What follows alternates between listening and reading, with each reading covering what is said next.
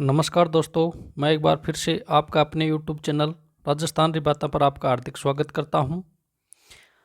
कल हमने श्वसन तंत्र को पूरा किया था, तो आज हम एक नया टॉपिक उत्सर्जन तंत्र की बात करेंगे। उत्सर्जन तंत्र से आप क्या समझते हैं? जैसे हमारे शरीर में कोई अपशिष्ट पदार्थ है और उसको बाहर निकालने की क्रिया को क्या बोलते हैं? उत्सर्जन बोलते हैं, ठीक है। और वो अपशिष्ट होते कैसे हैं? नाइट्रोजन हो पाया जाता है उसमें। तो शरीर से नाइट्रोजन युक्त अपशिष्ट पदार्थों को शरीर से बाहर निकालने की क्रिया को क्या बोलते हैं? उत्सर्जन कहते हैं। ये तो क्या हो गई उत्सर्जन की परिभाषा। फिर हम देखते हैं उत्सर्जित पदार्थ 3-4 होते हैं, जैसे यूरिया है, यूरिक अम्ल है, अमोनिया है, एमिनोमल है। इसके आधार पर जंतुओं का वर्गीकरण किया गया है, ठीक है। एक तो क्या है यूरियोटेलिक, एक क्या है यूरिकोटेलिक, एक क्या है अमोनोटेलिक, एक क्या है एमिनोटेलिक, ठीक है। जंतुओं को 4 भागों में विभाजित किया गया है, किसके आधार पर? उत्सर्जित पदार्थ के आधार पर। यूरियोटेलिक है ना, यूरियोटेलिक जीव है, उसमें उत्सर्जित पदार्थ क्या होगा? यूरिया होगा। यूरिया क्या होगा? उत्सर्जित पदार्थ होगा, ठीक है। जो यूरिकोटेलिक है ना, उनमें उत्सर्जित पदार्थ कौन सा होगा? यूरिक अम्ल होगा। अमोनोटेलिक में क्या होगा? अमोनिया होगा। और एमिनोटेलिक में क्या होगा? एमिनोमल होगा। ये तो ऑप्शन नहीं पूछेगा, क्योंकि जैसा नाम है ना वैसा ही क्या है? उत्सर्जी पदार्थ है। आपको पूछेगा इनके एग्जाम्पल कि यूरिकोटेलिक में कौन सा आता है, कौन सा नहीं आता, ठीक है। तो सबसे पहले हम बात करते हैं यूरियोटेलिक की। इसमें मुख्य उत्सर्जी पदार्थ तो क्या हो जाएगा? यूरिया। इसमें एग्जाम्पल क्या क्या है? एक तो मेमल्स, ठीक है। मेमल्स में हो गए स्तनधारी, मेनली मनुष्य का ले रहा हूँ मैं, है ना, जो ज़्यादा पूछता है उनका ही ले रहा हूँ, मनुष्य। इनके अलावा जो भी स्तनधारी है उसमें क्या होगा? उत्सर्जित पदार्थ यूरिया। फिर आता है एम्फीबिया वर्ग। एम्फीबिया वर्ग में कौन आता है? मेंढक। मेंढक का याद रखना। इसके अलावा और कौन है? उपास्थल मछलियाँ, जो खारे पानी में की मछलियाँ होती हैं ना, उनको क्या बोलते हैं? उपास्थल मछलियाँ या लवणीय मछलियाँ भी कहते हैं। इनमें भी क्या होता है? यूरिया। इसके अलावा कौन है? केचुआ। केचुए का याद रखना। अगर वो स्थलीय में है तो क्या होगा? यूरिया होगा, ठीक है। इस इतने एग्जाम्पल किसके हैं? यूरियोटेलिक के। फिर दूसरा है हमारा यूरिकोटेलिक। यूरियोटेलिक का मुख्य उत्सर्जित पदार्थ तो कौन सा होगा? यूरिक अम्ल। इसमें कौन आएंगे? पक्षी आएगा, सर्प आएगा, छिपकली आएगी, और कौन आएगा? कीट। कीट में याद किसको रखोगी? कॉकरोच को, ठीक है। इसके अलावा ये जो कम पानी पीते हैं ना, उनमें क्या होता है? यूरिक अम्ल होता है। इस ऐसे याद रख लेना। पानी कम कौन पीता है? पक्षी, सर्प, छिपकली और कीट। कीट में कौन याद रख लेना? कॉकरोच। इसके अलावा अमोनोटेलिक का मुख्य उत्सर्जित पदार्थ क्या है? अमोनिया।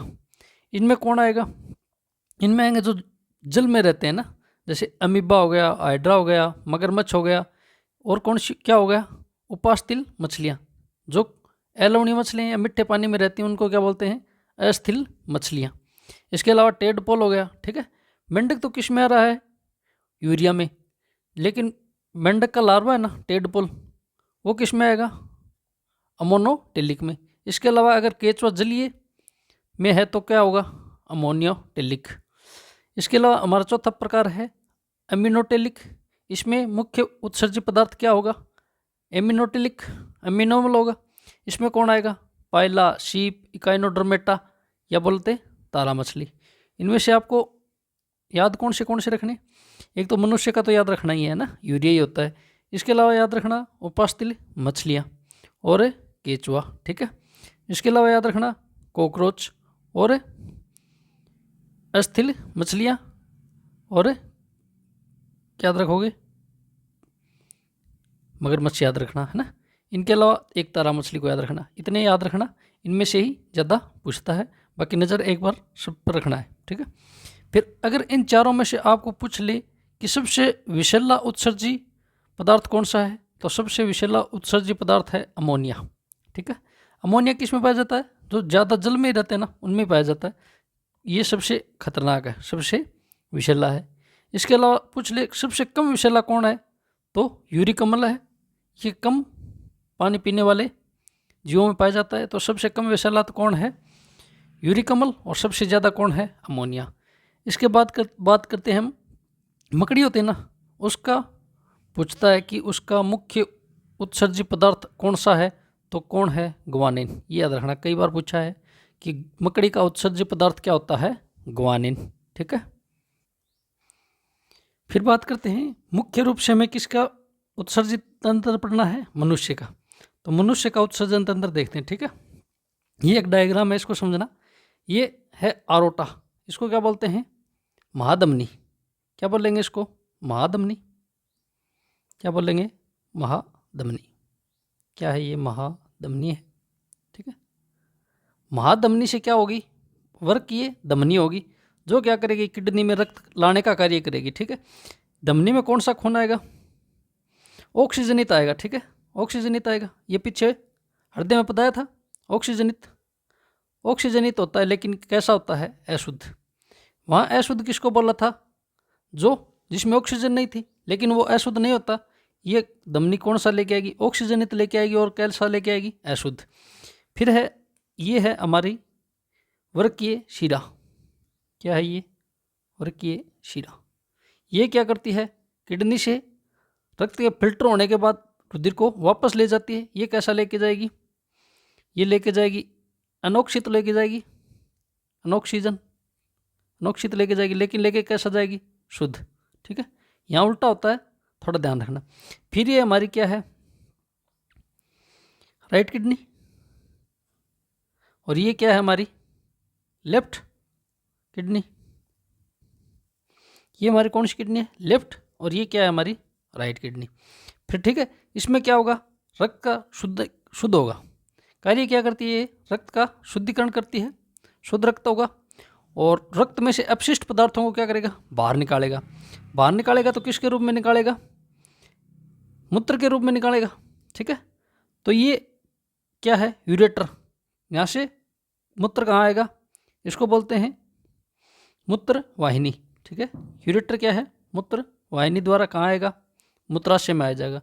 ब्लैडर क्या होता है, मूत्राशय में आएगा। मूत्राशय से ये कहाँ, यूरिथ्रा, मूत्र मार्ग से बाहर निकल जाएगा। ठीक है, मूत्र मार्ग से बाहर निकल जाएगा। लेकिन ये प्रक्रिया होती कैसी है, ठीक है, इसकी बात करेंगे। तो पहले हम बात करते हैं किडनी। किडनी की सामान्य जानकारी देखते हैं कि मनुष्य में मुख्य उत्सर्जक कौन सा है, तो किडनी है। ठीक है। स्थित कहाँ होता है ये स्थित होता है हमारी उदरगुहा होती है ना, ये क्या आ गया, डायफ्राम आ गया। डायफ्राम के नीचे के भाग को क्या बोलते हैं, उदरगुहा। उसमें क्या होता है, कशेरुक दंड होता है, उसके दोनों ओर किडनियाँ होती हैं। कितनी होती हैं हमारी, एक जोड़ी किडनी या दो होती। तो कहाँ स्थित होती है, उदरगुहा में, कशेरुक दंड के दोनों ओर। संख्या कितनी होती है, एक जोड़ी बोलो या दो बोलो। आकृति कैसी होती है, सेम के बीज के समान होती है। रंग कैसा होता है, गहरे लाल रंग की होती है। ठीक है। और लंबाई कितनी होती है, लंबाई होती है 10 से 12 सेंटीमीटर। चौड़ाई कितनी होती है, 5 से 6 सेंटीमीटर। मोटाई कितनी होती है, 2 से 3 सेंटीमीटर। और वजन कितना होता है, 150 ग्राम। ये सामान्य जानकारी याद रखनी है, पूछता कमी है, लेकिन कथन निष्कर्ष में कई बार मिल जाता है। ये तो हमारा क्या हो गया, मुख्य उत्सर्जक हो गया। इसके अलावा भी मनुष्य में अन्य उत्सर्जक हैं, जैसे त्वचा हो गई। त्वचा कैसे उत्सर्जक हुआ, इससे क्या होता है, अपशिष्ट पदार्थ के रूप में, पसीने के रूप में क्या निकलता है, अपशिष्ट पदार्थ बाहर निकलता है। तो अन्य उत्सर्जक क्या हो गया, त्वचा भी हो गई। इसके अलावा फेफड़े हो गए। फेफड़े क्या करते हैं, CO2 को बाहर निकालने में मदद करते हैं, या CO2 को बाहर निकालते हैं। इसके अलावा उत्सर्जक है यकृत। यकृत क्या करता है, बिलीरुबिन और बिलीवर्डिन को बाहर निकालने में मदद करता है। इसके अलावा है क्या है, आंत। ये क्या करती है, मल को बाहर निकालती है। तो ये क्या हो गए, मुख्य उत्सर्जक तो कौन है, किडनी। इसके अलावा क्या है, त्वचा है, फेफड़ा है, यकृत है और आंत है। ये भी क्या है, उत्सर्जी अंग है। फिर बात करते हैं, किडनी की बात हो रही है, ये बीच में याद रखना। इसके अलावा लेफ्ट किडनी होती है ना, वो थोड़ी क्या होती है, ऊपर होती है। और राइट किडनी क्या होती है, थोड़ी सी नीचे होती है। क्यों, क्योंकि बीच में यहाँ क्या आ जाता है, लीवर आ जाता है, हमारा यकृत आ जाता है। इस कारण लेफ्ट किडनी क्या होती है, थोड़ी सी ऊपर होती है। किडनी के बाहर एक झिल्ली पाई जाती है, उस झिल्ली का नाम क्या है, पेरिटोनियम।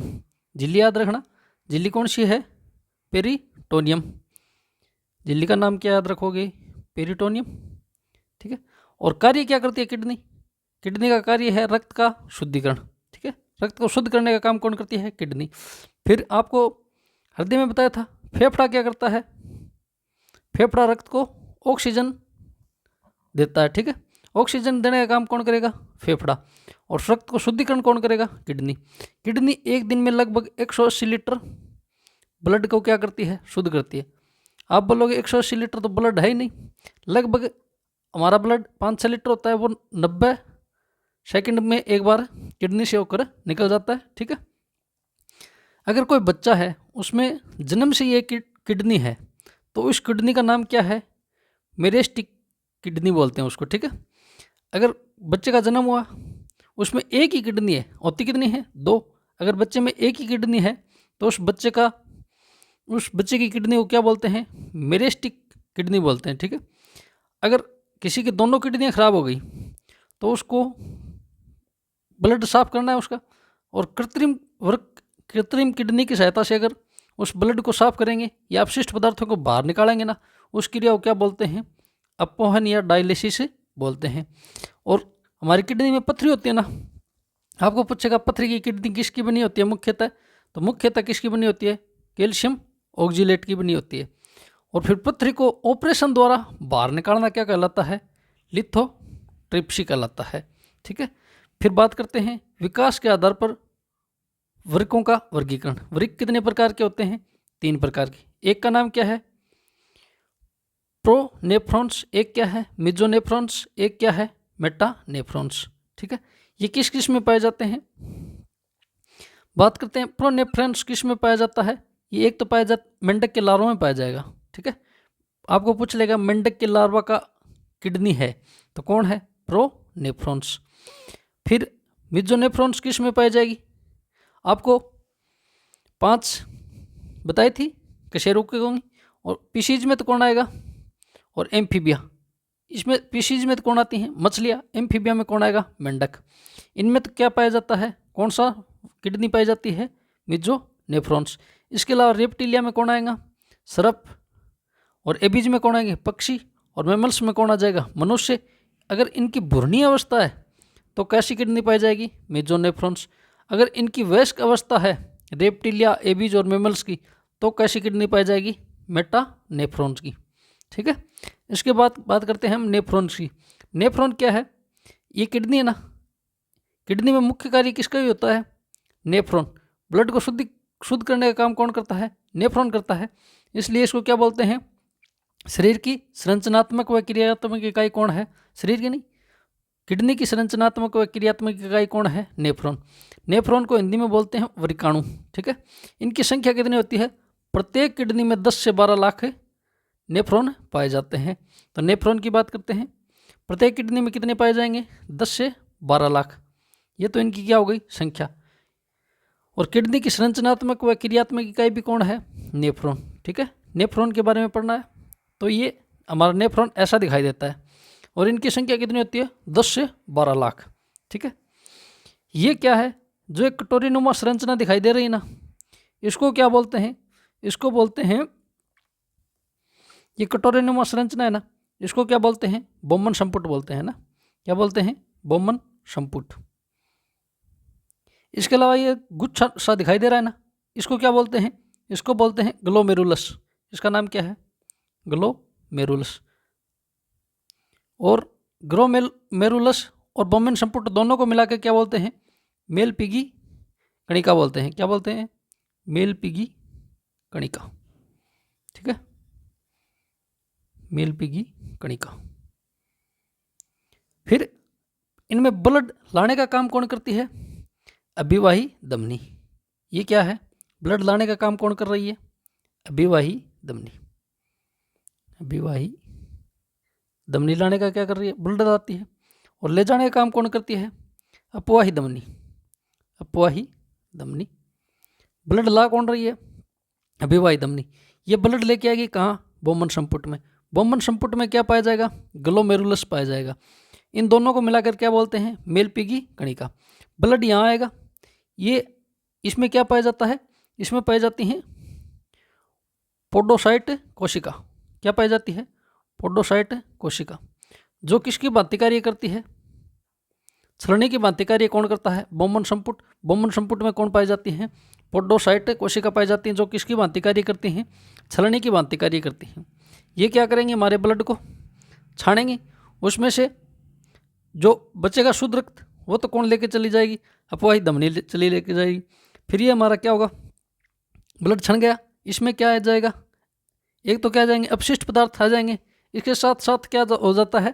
कुछ शुद्ध जो उपयोगी पदार्थ है ना वो भी छन जाते हैं।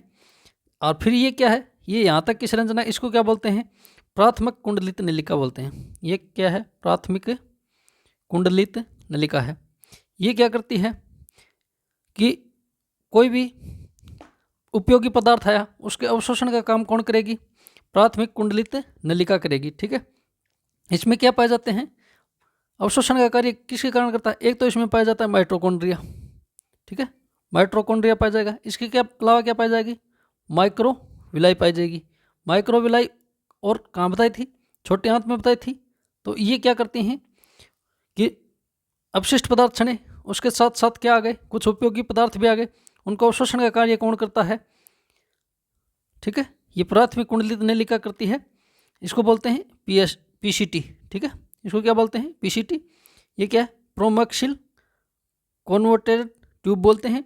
फिर ये एक यू आकार की नली दिखाई दे रही ना, यू आकार की, इसको क्या बोलते हैं? Henle loop. इसको क्या बोलते हैं? एनले का लूप। ठीक, एनले लूप बोलते हैं। फिर ये एक संरचना और दिखाई दे रही है यहाँ से यहाँ तक। ये क्या है?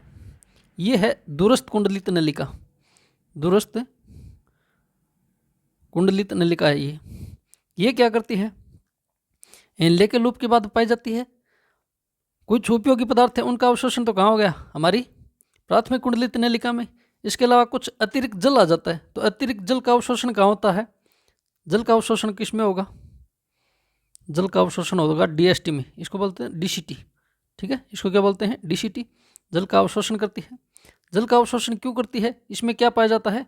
विसोप्रेन हार्मोन पाया जाता है। पीछे हार्मोन पढ़े थे तब बताया था ना, विसोप्रेसिन हार्मोन कहाँ पाया जाता है? दूरस्थ कुंडलित नलिका में अतिरिक्त जल का अवशोषण करता है, तो वो हार्मोन कहाँ पाया जाता है? दूरस्थ कुंडलित नलिका में। इसके अलावा एक हार्मोन और पाया जाता है, कौन सा? एल्डोस्टेरोन। एल्डोस्टेरोन ये भी पढ़ा था पीछे, तब क्या बताया था? ये सोडियम और क्लोरीन का तो क्या करता है? अवशोषण, जबकि पोटेशियम का क्या करता है? उत्सर्जन। ठीक है, ये काम कौन करेगा? दूरस्थ कुंडलित नलिका करेगी। इसके अलावा जो ये संरचना दिखाई दे रही है ना, इसको बोलते हैं संग्राहक वाहिनी। क्या बोलते हैं? संग्राहक वाहिनी। ये क्या करती है? यहाँ तक ये किसका? नेफ्रॉन का भाग नहीं है, ये अलग संरचना है, लेकिन नेफ्रॉन से जुड़ी रहती है। जो अपशिष्ट पदार्थ अगर संग्राहक वाहिनी में आ गए ना, उनको क्या बोलते हैं? अपशिष्ट पदार्थ संग्राहक वाहिनी में आने के बाद किसका रूपांतरण हो जाते हैं? यूरिन का रूपांतरण हो जाता है। संग्राहक वाहिनी में अपशिष्ट पदार्थों को क्या बोला जाता है? मूत्र बोला जाता है। फिर यहाँ से मूत्र वाहिनी से होते हुए मूत्राशय, और मूत्राशय से मूत्र मार्ग द्वारा मूत्र बाहर निकल जाता है। ठीक है, ये इतनी प्रोसेस याद रखनी है आपको। ठीक है, तो पहला भाग क्या है? बोमेन संपुट। बोमेन संपुट कैसी संरचना है? एक पहले नुमा संरचना है। कैसी संरचना है? पहले नुमा आकृति की संरचना है। बोमेन संपुट में क्या पाई जाएगी? रुधिर कोशिका होती है, उनका गुच्छा पाया जाता है, जिसको क्या बोलते हैं? ग्लोमेरुलस बोलते हैं। क्या बोलते हैं? ग्लोमेरुलस। फिर बोमन संपुट में कौन सी कोशिका पाई जाती है? पोडोसाइट कोशिका पाई जाती है, जिससे ये क्या करेगा? रुधिर को छानने का काम करेगा। बोमन संपुट में रुधिर लाने का काम तो कौन करती है? अभिवाही धमनी।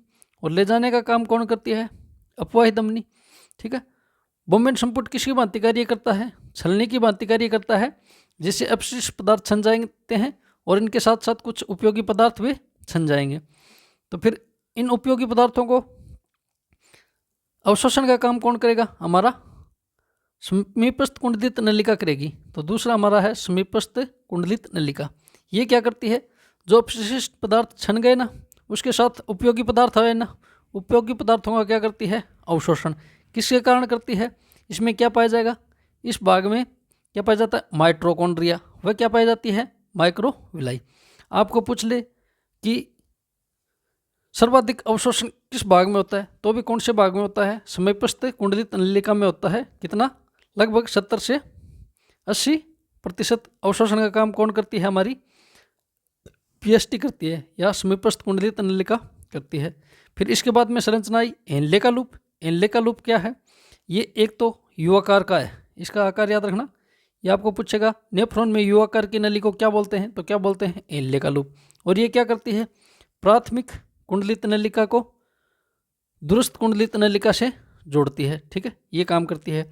फिर इसके बाद क्या है? हमारी दुरुस्त कुंडलित नलिका आई। दुरुस्त कुंडलित नलिका में क्या होगा? एक तो जो अतिरिक्त जल पाया जाएगा ना, उसका अवशोषण होगा। किसके कारण होगा? वेसोप्रिन के कारण। दुरुस्त कुंडलित नलिका में कौन से हार्मोन होते हैं? एक तो होता है वेसोप्रिन, जो क्या करता है? अतिरिक्त जल का अवशोषण करता है। एक हार्मोन क्या है हमारा? एल्डोस्टेरोन। ये क्या करता है? सोडियम व क्लोरीन का तो अवशोषण करेगा, जबकि और पोटेशियम को उत्सर्जित करेगा। तो वेसोप्रिन हार्मोन क्या करता है? अतिरिक्त जल का क्या करेगा? अवशोषण करेगा। जबकि एल्डोस्टेरोन हार्मोन क्या करता है? सोडियम व क्लोरीन का तो क्या करेगा? अवशोषण। इसके अलावा पोटेशियम का क्या करेगा? उत्सर्जन। ये काम किसका है? हमारी दुरुस्त कुंडलित नलिका का। फिर बात करते हैं संग्राहक वाहिनी की। संग्राहक वाहिनी का तो पहला चीज़ तो ये याद रखनी, नेफ्रॉन का भाग है नहीं है ये, ठीक है ना। नेफ्रॉन का भाग नहीं है, ये अलग संरचना है। ये क्या करती है? अपशिष्ट पदार्थ आएंगे संग्राहक वाहिनी में, उसके बाद क्या कहलाता है? यूरिन कहलाता है। ठीक है, तो संग्राहक वाहिनी में क्या कहा जाता है? उसको अपशिष्ट पदार्थों को मूत्र कहा जाता है। इसके बाद की बातें हम अपनी अगली क्लास में करेंगे। इसके बाद हम देखेंगे कि कैसे किडनी के अनुप्रस्थ काट है, किडनी में क्या क्या पाया जाता है ना, और यूरिन में क्या क्या पाया जाता है। ये सब बातें हम करेंगे अपनी अगली क्लास में। आज के लिए इतना ही, धन्यवाद।